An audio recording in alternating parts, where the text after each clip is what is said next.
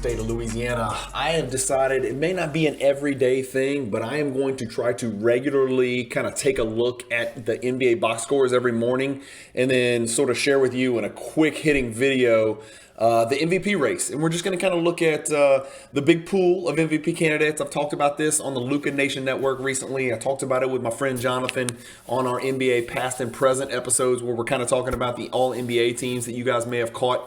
But I'm going to kind of take a look at all of these guys that are in this exciting race for MVP. And I know it's really early. We're 34% of the way, a little over a third of the way through the season. But I'm going to look at their box scores every day and then just kind of just BS you and just kind of, well, I don't want to say BS you, but like just talk a little bit about whether that was a step forward, step back, where they've been, what the trends are, how this MVP race is shaping up, and then maybe try to follow this thing all the way through to the end of the season. Like I said, I can't tell you I'm going to sit down every morning and do this, but I decided to start doing it today because it's compelling and it's interesting and it's fascinating, and winning this MVP award has the potential to shape the direction of what these players' cards do. For some of these guys, like a Steph, like a Giannis, even like a Jokic, it has an impact of where they fit historically in the history of the NBA, and those are types of things that kind of fascinate me. So I'm not going to take too much time, but let's move over to the box scores. The first box score from last night, we're talking about December 15th games on Thursday. That's the Heat and the Rockets. No MVP candidates there, so we skip. Next box score, it's tough for me to even look at this box score, and it's ironic that I picked today on the day that my favorite team lost by 41 to a team that I hate the most, which is the Grizzlies, because other people love them. I think they're overachievers. I talk about how great the Bucks are and how terrible the Grizzlies are, and the Grizzlies literally put it in my Bucks last night, 142-101, an absolute thrashing. So let's pull up the box score real quick. And the two MVP candidates we're looking at in here is obviously Brook Lopez. No, I'm just kidding. It's Giannis Antetokounmpo, and then it is Ja Morant. We'll look at Giannis first. Huge step backwards, 2 games in a row, 2 terrible games in a row for Giannis, 2 terribly inefficient games in a row for Giannis, which is really rare. 38% from the field, coming off, I think, a 9 for 26, which is the worst 30-point game field goal percentage of his entire career. 1 for 3 from the three-point line, which is actually good for him because he's a horrific three-point shooter. 8 of 13 free throws, more, putrid free throw shooting, more of the same. That narrative is starting to count more and more, which is going to affect Giannis as we get down into the MVP race. When the statistics of these 10, 12, 15 players are so close right now, and it'll end up being 5 or 6 guys towards the end of the year. But right now, what little things are going to separate them. Obviously, team success is huge, but free throw shooting at 62%. If he has similar statistics to Jokic or Embiid or Kevin Durant or Doncic or something like that, it's just going to be a big black eye and a red flag, and it's going to kill votes. Is my way of looking at it. And I say that, and he's the one that I want to win it the most. He's my favorite player on my favorite team, and I'm heavily invested in his basketball cards as well. So Giannis was minus 29 last night, which is actually not bad considering they lost by 41, but that's because he sat for a lot of the game. He only played 25 minutes, so maybe he got some rest on that knee. Middleton sucked ass right next to him, but Giannis ended up 19, 6, and 5 with a steal, no blocks, a turnover, 2 fouls, minus 29, terrible percent, just awful all around. Team performance, awful. Giannis performance, which is very, very rare. Huge step backwards for Giannis. And I know it's only one game, but I'm just going to look at each of these box scores, and it's either going to be a step forward, a step back, or maybe, par for the course. And so for Morant, he actually took a step forward here. Number one, he faced another MVP candidate. That's always kind of a feather in your cap, and he beat the shit out of Giannis statistically, and his team beat the shit out of the Bucks.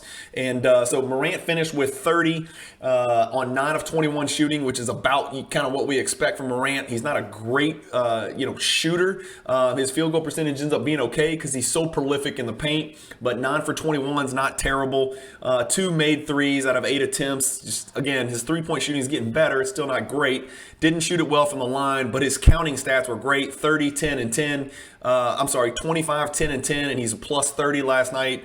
So I would call that a step forward for Giannis because he beat another team's contenders. The Bucks dropping back and the Grizzlies taking a step forward.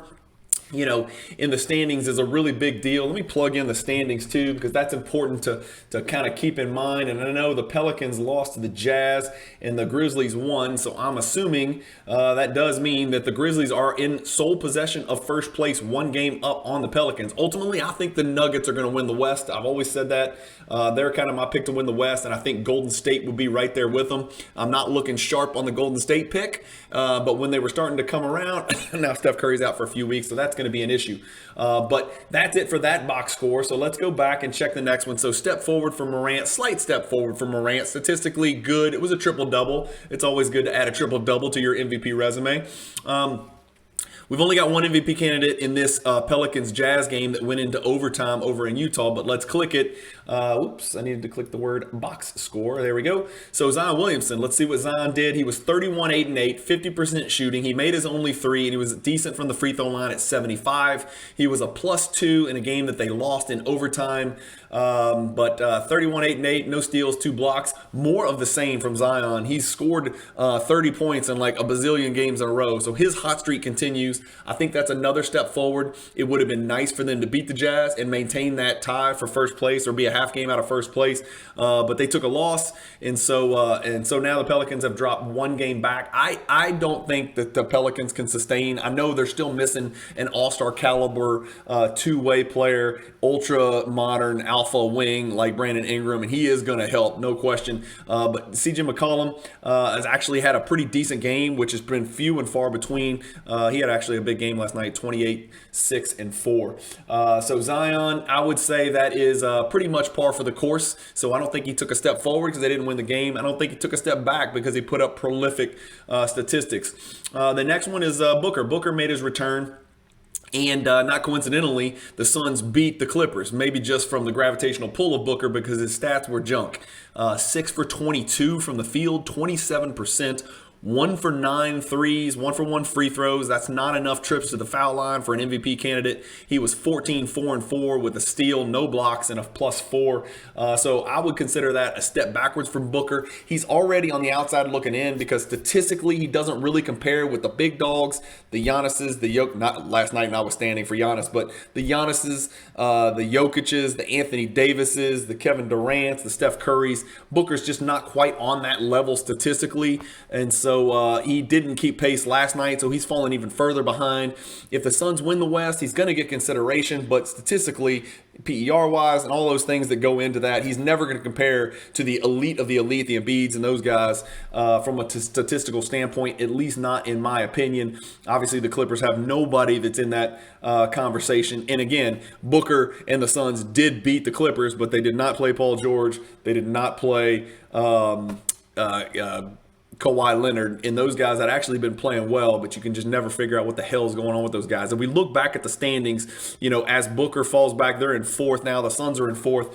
I don't see any way Booker even gets mentioned unless the Suns win the West.